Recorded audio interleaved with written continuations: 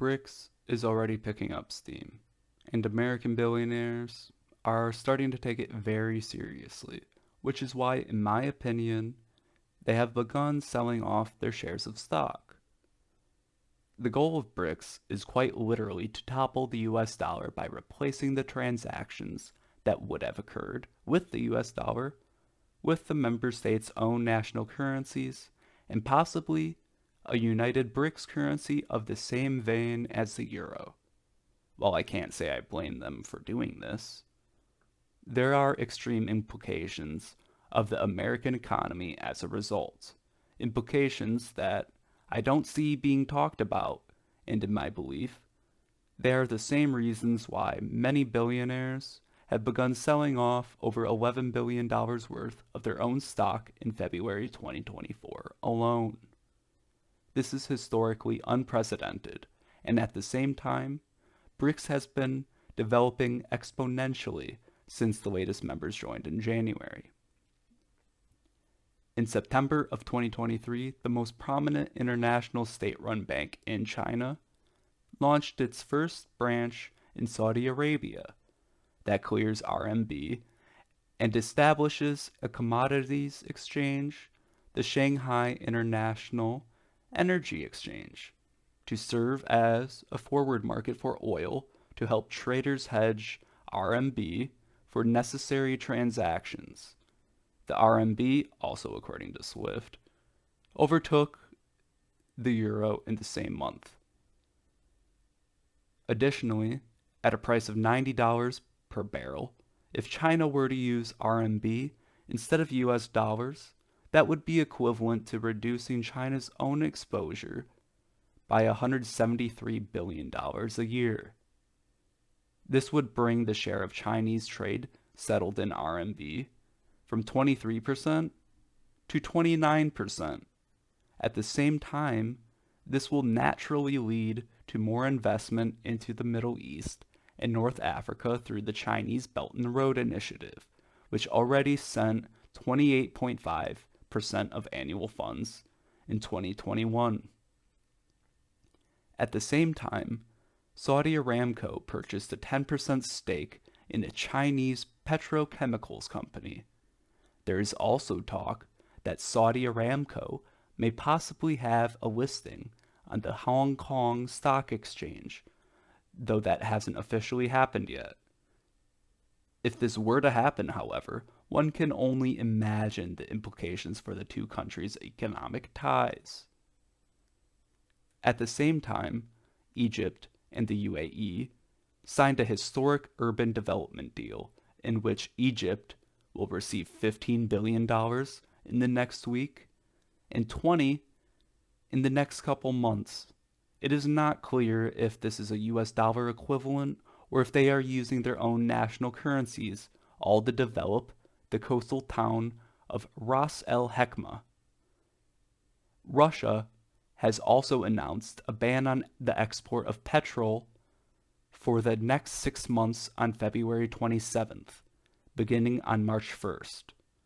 At the same time, Russia has also received 3 million 152mm artillery shells, or 500,000 122mm rounds, or a mix of the two, in 6,700 containers from North Korea since September, in return for shipments of food to stabilize North Korea's food prices. In addition to this, the ICC reported Russia's export settlement in US dollars and euros fell from 85% in 2021 to 34% last year. Russian ruble usage has also increased by 39% from 2021 to 2023. Additionally, 95% of settlements into China and India were carried out in their own national currencies, with Putin previously stating Russia and China trade was settled in 70% of local currencies. Once more, an Iran X account called Iran Spec posted that BRICS Plus aims to remove/topple the US dollar by replacing it with a unified currency or the own members' national currencies. Oil from Iran being settled in reals, tech from China in yuan/RMB, agriculture in reals, and jewels from India in rupees, with them also stating that those who wish not to use BRICS currency may continue using their own national currencies, but will purchase products from other countries using that currency. There's also a chance South Africa leaves BRICS due to an upcoming election on May 29th. For reference, South Africa was the first country outside the original four to join in 2011. And not a single country has entered between then and January of 2024 when Iran, Saudi, Egypt, the UAE, and Ethiopia joined BRICS. Additionally, as of the 1st of February, 34 countries have expressed interest in joining BRICS. Bezos, in February, sold 50 million shares of Amazon stock worth roughly $8.5 billion, and he owned 988 million shares, so he still has 938 million shares. Mark Zuckerberg sold 1.28 million Meta shares worth $428 million in the last 2 months of 2023, for the first time since November of 2021, with him still owning 13% of Meta. At the same time, Jamie Dimon, who famously called Bitcoin a pet rock and that it does nothing, sold 822,000 shares of JP Morgan, the bank he leads, for $150 million. The first time he sold JP Morgan stock in his 18 years as CEO.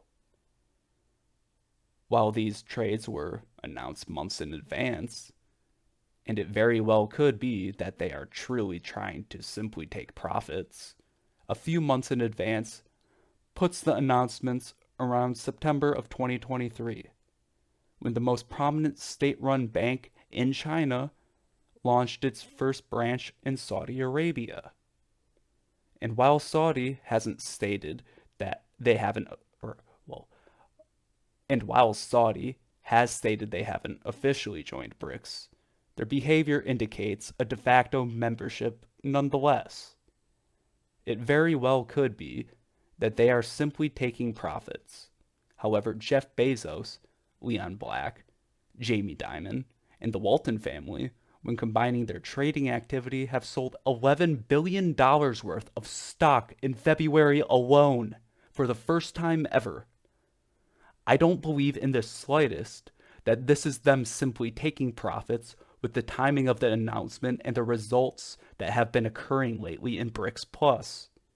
For reference, the 10-spot Bitcoin ETFs saw an inflow of 678.8 million on the last trading day, a new daily record, bringing it to a cumulative inflow of $7.4 billion.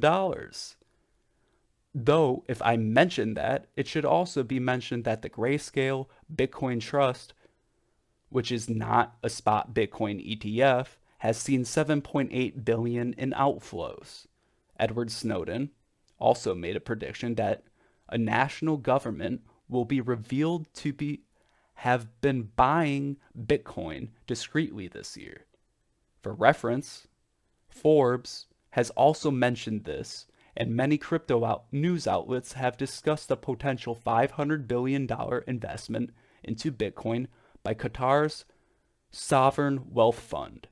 While this isn't exactly related to American billionaires selling off their shares of their own stock because of the BRICS Plus developments, I genuinely believe that Bitcoin will become the standard of international payments between the G7, which consists of Canada, France, Germany, Italy, Japan, the UK, and the US, and the rising BRICS Plus nations. Eventually, possibly, all international payments, which is my reason for its reference. If any of these billionaires are revealed to have purchased Bitcoin using the proceeds from those shares, they are hedging against the US dollar and dumping of money from BRICS Plus. So, in conclusion, while there is no direct evidence, looking at the big picture, it is very, very, very odd that many prominent American billionaires are selling off their shares of stock at the same time BRICS Plus nations are de-dollarizing. I cannot find the specific announcements for their trades before they occurred. However, if they were announced a few months prior to the sale, it would mean that it is either them truly attempting to take profits or they believe BRICS Plus will devalue the US dollar. I will let you decide what you believe. Perhaps it's a little bit of both, though. But in saying this, what are the actual future effects going to be on the American economy and the US dollar? Well, the dollar is going to depreciate because of reduced demand.